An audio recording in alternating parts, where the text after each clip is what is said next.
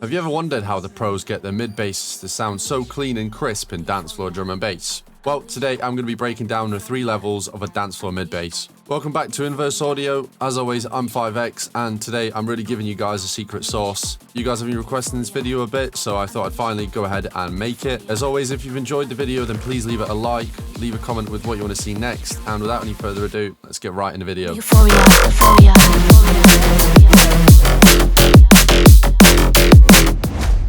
Okay, so today what we're going to be doing is breaking down the 3 levels of dance floor drum and bass, mid basses in particular. So we're first going to start off by creating a quick drum loop. Now, if you didn't know already, but we have just released a brand new sample pack, Inverse Audio Future Drum and Bass. It's meant for any subgenre, and it's just a lot of really high quality samples. There's like no filler garbage in here. So yeah, more info will be in the description and the top right of the corner. But yeah, let's pick out a good kick drum. So for dance floor, you probably want something that has like a fat waveform, such as this. So that looks pretty good for a kick. Then for a snare, you probably want something that's, once again, you know, something nice and big. So these two I tend to find that work really well. And these are all pre-mixed for your tracks, so they work amazing. No need to surgically EQ them unless you want to. And then let's just grab 2 top loops. So one that I like to use is this first one. And this third one, they work really well with each other. And yeah, just like this, you've got some really fat dance floor drums. So I'm not going to do any more on the drums just for the purpose of this tutorial. I would usually, you know, go in and add a lot more layers and stuff, change the rhythm up a bit. But let's get started with the noob version of a mid bass. So let's be honest, if you are just beginning production, what you're probably going to be using is a preset, right? So you're probably going to find something that's got like a saw wave, and it's just got a really short envelope, got a few effects on it. And you probably won't do much more than that, to be honest. So if you are brand new to dancehall production and you don't know how to write those mid basses, we do actually have a free preset pack with a bunch of basic templates for Serum. It just gives you some of the basic sounds in drum and bass. But you just want to create an 8th note pattern that follows a chord progression, and it just sounds decent. I'm going to go for something real simple here.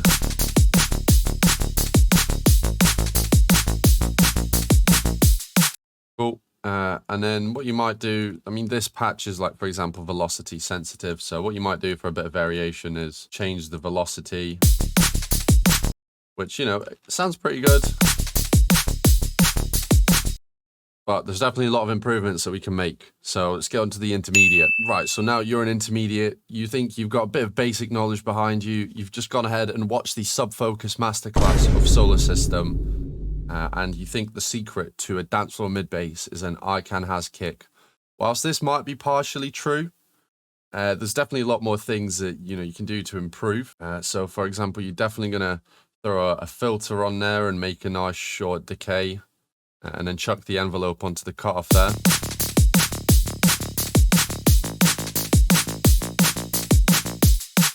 You might also want to layer it with a saw, for example, and maybe, you know, have some unison in there.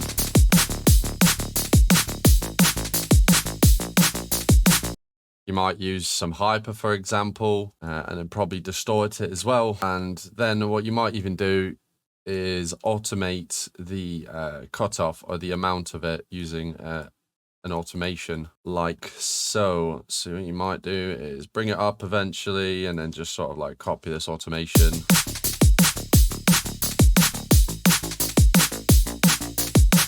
And then in terms of mixing, what you'd probably do, chuck on an EQ, remove that bottom harmonic, maybe distort it a bit as well.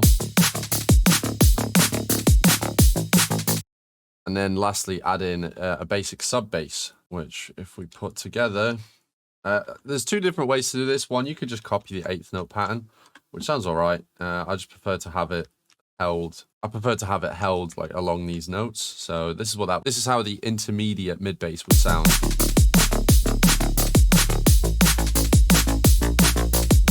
Right, and now let's move on to what everyone is probably, I'm assuming, waiting for, and it's how do the pros do the mid basses. Now this is me only assuming. Everyone does things in different ways, but this is personally how I do this, and And just by watching, I'm sure you can develop your own technique and get you a nice mid-bass sound that you enjoy. Right, so starting off, I just have the MIDI copied. I'm going to turn off the sub. But yeah, I always start off with saw wave, and I change the decay to about 300-ish, right? And then I map that onto the cutoff, and I like to use MG Low 6. And I don't have it going the full way. Let me just boost that a little bit. This is usually how I've got my cutoff set around. Onto the effects, the only thing I put on here is a chorus with these settings. So I change the rate to 0.01, delay 1 and 2 off. The feedback off and the low pass up. And the only thing you're playing with here is the depth, and this just basically makes it into stereo instead of mono.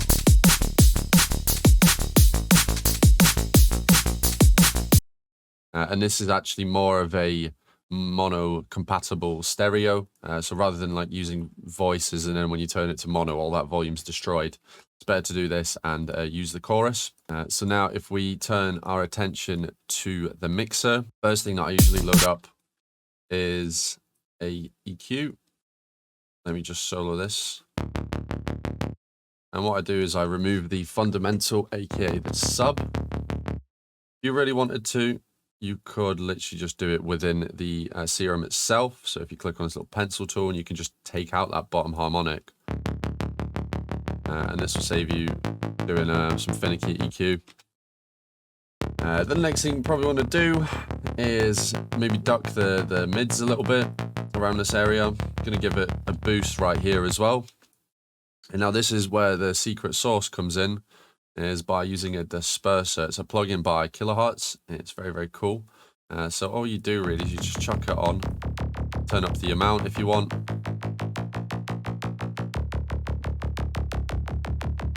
And already we've gone from just a bit boring to very cool, very nice. Next thing that I usually do is I put a bit of distortion on it. It doesn't really matter what distortion you use. You can use that Kilohertz one that I was using earlier. It's free, so can't complain. But yeah, a little bit of distortion. You know, maybe just change the wave shapes to something random. Already got some girth behind it.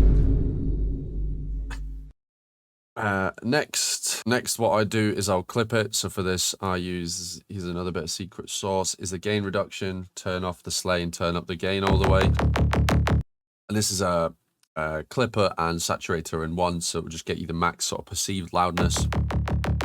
So before we get a -9.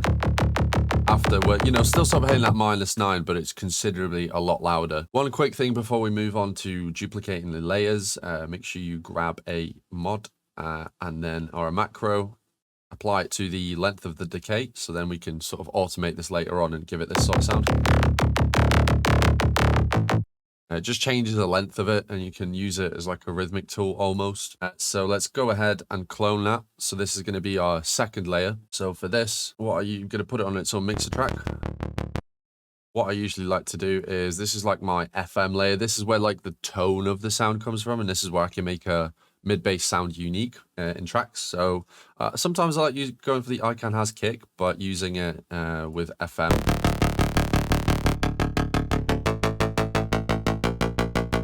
To get that like metallic tone.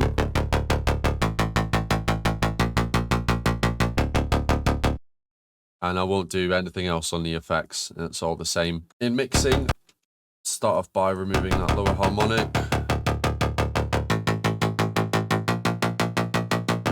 Next, I'll go in with a disperser again. Let me just go back to this, apply the EQ. So I forgot to do this. Usually I like to duck the mids again and more focus on this sort of like 2K to 1K area.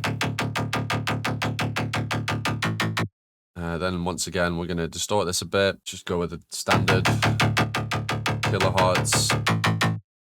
Cool. And then lastly, we are going to clip it once again using the gain reduction.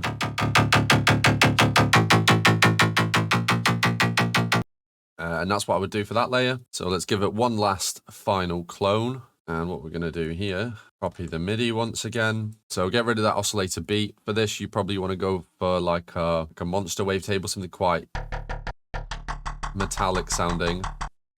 And we're going to bring in a noise as well.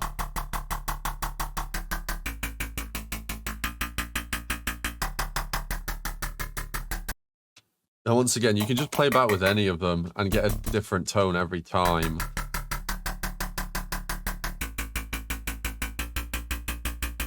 And then we'll get onto the mixing. So we'll go in, remove this sub bass and the lows. Remember, because the other two layers are sort of covering that, so for this one, we sort of just want the high end here. We're going to add on a disperser. And I'm not going to distort this layer, but I will apply this gain reduction. So now if we listen to all three of them,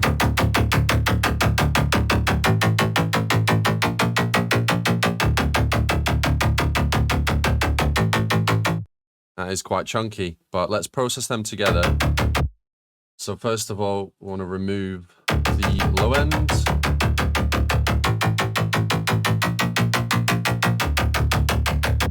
What I'm trying to really ultimately achieve is almost get like a flat line with a dip in the middle here.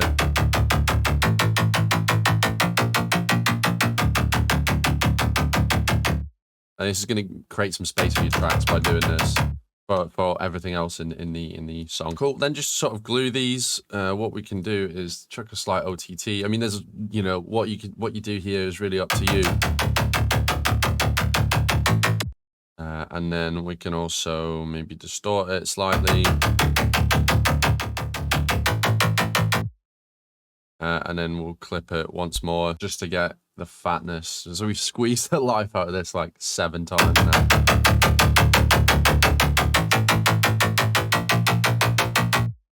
And let's play this in context with the drums and the sub bass.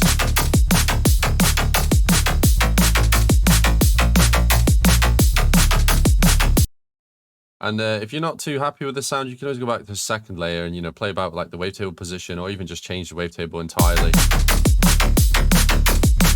If you want it to be a bit more clicky, you can play about with the FM. Pretty up to you. You know, there's no limitations to this sound. As long as you have the envelope quite short with a cutoff, or everything pretty much goes.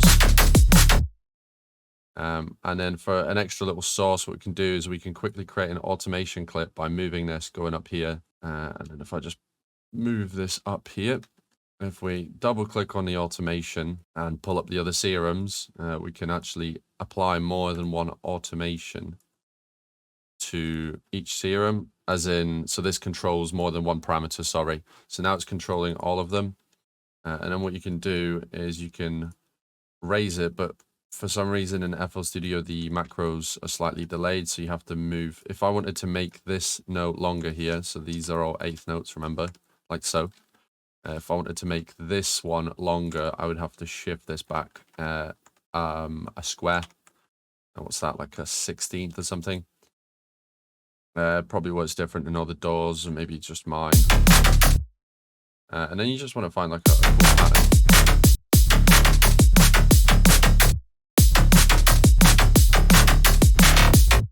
And then, yeah, you can just sort of duplicate this.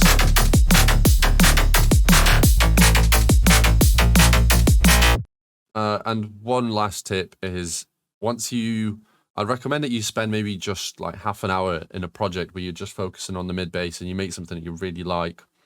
I have these saved so that whenever I want to write a track and I know I'm going to be using a mid bass, I can just pull them up. So like this is like my main mid bass, second layer and the third layer. And then what you can actually do on FL Studio and any DAW, I'm pretty sure, is you can actually save these mixer states. So if you go to like files, save mixer state as, and you call it whatever, and then they will come up here. So I have them saved, so whenever I want to write a track, I can just do that, you know, instantly, just quickly, boom, 1, 2, 3 presets, and I can load up my groups. And then I also have the group one as well, so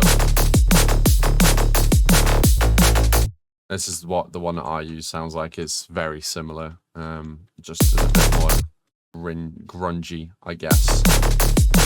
And yeah, I've gone a bit more into town with the EQ and stuff like that. But yeah, those are the 3 levels of mid bass. Let's have a listen, shall we? So you've got the Noob, which is just loading up a preset.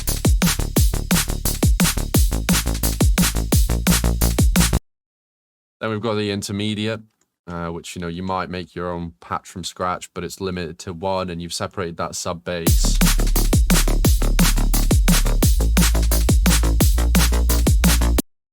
And then the Pro, which is separating all of your layers and applying a lot of effects to them.